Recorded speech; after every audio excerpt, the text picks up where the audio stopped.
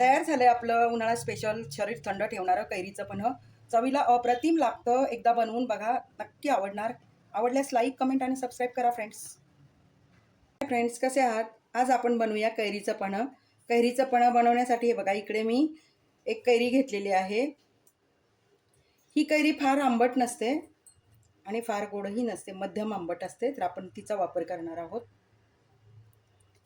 कैरीचा हे बघा, हा पुढचा भाग मी कापून घेणार आहे. कैरी मी स्वच्छ धुवून घेतलेली आहे. पुढचा आणि मागचा भाग असा कापून घेतलाय.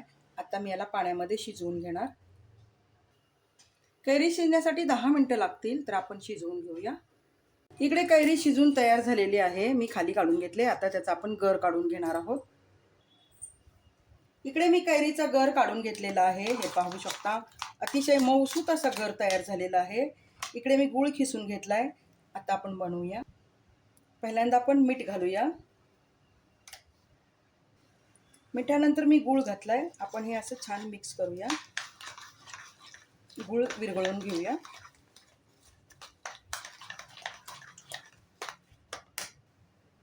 आता मी 2-3 काळी मिरीचा क्रश घालणार आहे. काळी मिरी ठेचून घातली तरी चालेल. कोणी कोणी तिखट घालतं, पण मला काळी मिरी आवडते. तर इकडे मी 2-3 काळी मिरीचा क्रश घेतलाय. आता आपण घालणार आहोत जलजिरा आहे माझ्याकडे. तुम्ही जिरा पावडर घातली तरी चालेल, पण जलजिरानी ना अतिशय टेस्टी होतं हे पन्ह. तर तुमच्याकडे जलजिरा असेल तर नक्की घाला. आता आपल्याला पाणी घालायचं आहे. तर आंब्याच्या कैरीच्या प्रमाणातच आपण पाणी घालणार आहोत. मी इकडे 1 तांबा पाणी घातलेलं आहे. साधारण अर्धा लिटर पाणी होईल एवढं पाणी घातलंय. आता हे जे पन्ह आहे ना, हे बघा, एक मी पातेलं घेतलंय आणि त्याच्यावरती चाळणी ठेवली पुरणाची. आपण आता हे पन्ह गाळून घेणार आहोत.